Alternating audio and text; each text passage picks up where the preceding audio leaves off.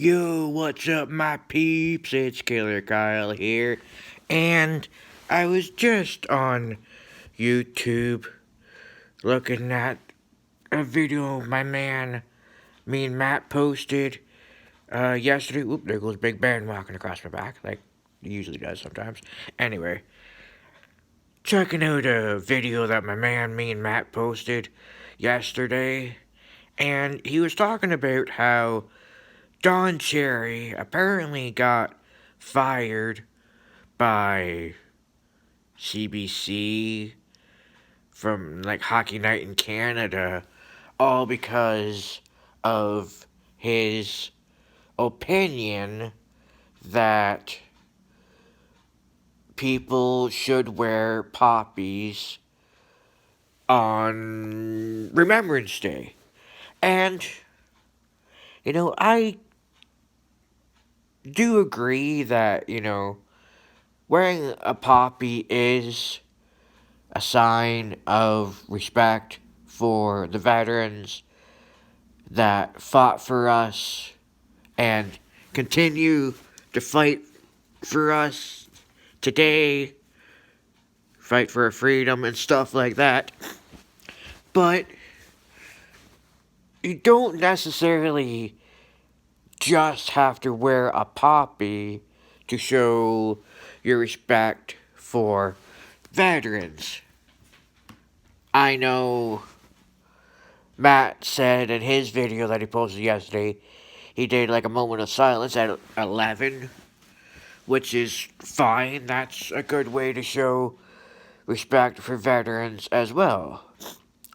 Now, I believe that Don Cherry had a reason for saying what he said, and maybe he said some things that were discriminating, perhaps, about this whole poppy situation. I don't know exactly word for word verbatim what Don Cherry said. I can probably look it up and find it, but yeah, whatever.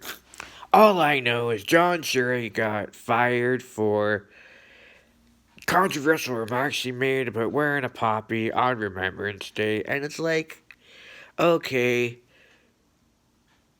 you can wear a poppy on Remembrance Day to show respect, but it's not the only way you have to show respect for the veterans that fought for us and continue to fight for us today. And it's your choice as to whether or not you want to wear a poppy. If you do, so be it. If you don't, it's not that big a deal. As long as you show respect for veterans in a certain way, then, it's fine, Have a moment of silence and, talk about it, whatever, but, this whole you must wear a poppy on Remembrance Day is a little excessive and a little overboard. So, whatever reasons Don Cherry had for saying what he said, it put him in some hot water and he ended up getting fired for it. Now, I don't know if Don Cherry will end up as an analyst for another sports program like Sportsnet or TSN or something along those lines, but I guess you can say all the best to Don Cherry in his future endeavors. And by the way, if you haven't already, go check out my man Mean Matt. He's got some good videos, wrestling related or otherwise, and please go subscribe to him. It'll help his channel along very well. I know he's got over 100 subscribers already, but please, for me, go subscribe to the guy. It'll be well worth it. Also, I want to say that watching Raw last night and Survivor Series, I will say it's actually shaping up pretty good.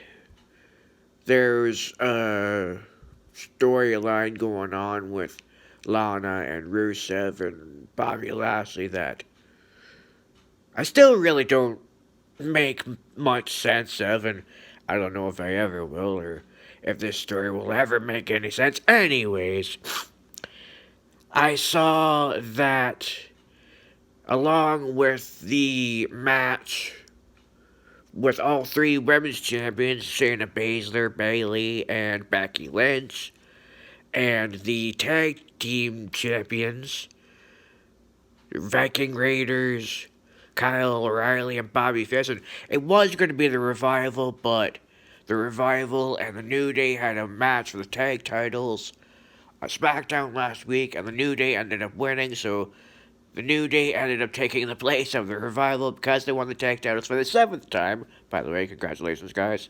So, yeah, that match should be interesting. But they're also going to have a. You can basically call it like a mid card championship triple threat. Or, yeah. It's going to be Shinsuke Nakamura, Roderick Strong, and AJ Styles. And it's like, okay, that should be a really good match. Of course, as we all know, Shinsuke Nakamura and AJ Styles have some history together, with them battling for the WWE Championship.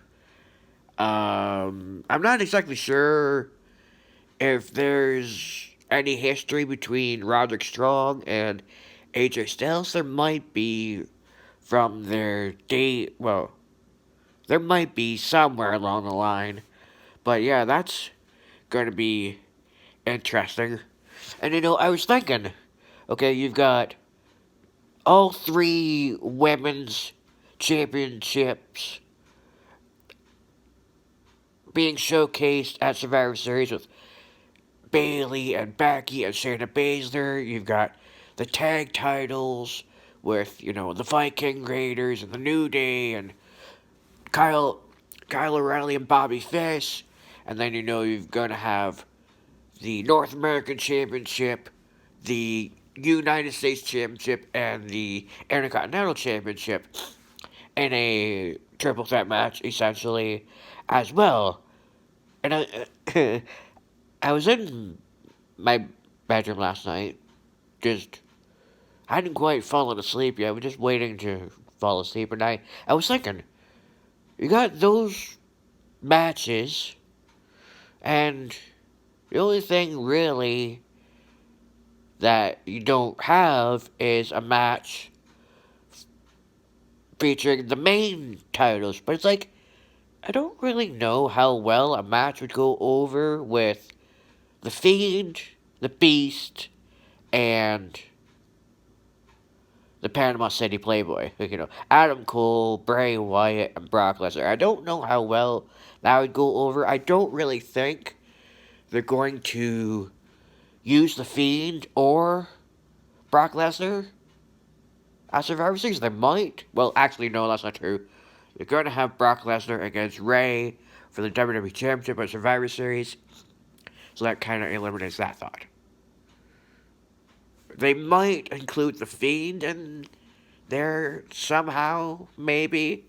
Adam Cole, he may end up in a Survivor Series match, probably, at some point. Anyways, just a thought I had. Anyway, so yeah, just wanted to give my thoughts on the whole Don Cherry situation and talk about another match that was advertised and added to Survivor Series. I also saw that they're going to, or they've already decided a team for Raw for a 5-on. I think they're gonna do a 3-way 5-on-5 elimination match for Survivor Series, I believe, for the men and the women. And for Raw, it's going to be Drew McIntyre, Randy Orton, Ricochet, Kevin Owens, I think, And there's one more in there. I can't remember who it was. So it'll be interesting to see how Raw and or not how SmackDown and NXT respond to that, and who they're going to select for teams, and who's going to be in like a women's Survivor Series 5-on-5 match. And yeah, so Survivor Series is shaping up pretty good. We'll see how it goes the rest of the week and the week leading into Survivor Series. And yeah, like I said, go subscribe to my man, Mean Matt. He's got some good stuff going on, wrestling related or otherwise. And Friday, Matt and I will be doing a favorite TV shows part 3, you could say. So check that out when it comes out. And yeah, until next time, Killer Kyle signing off. Bye, y'all.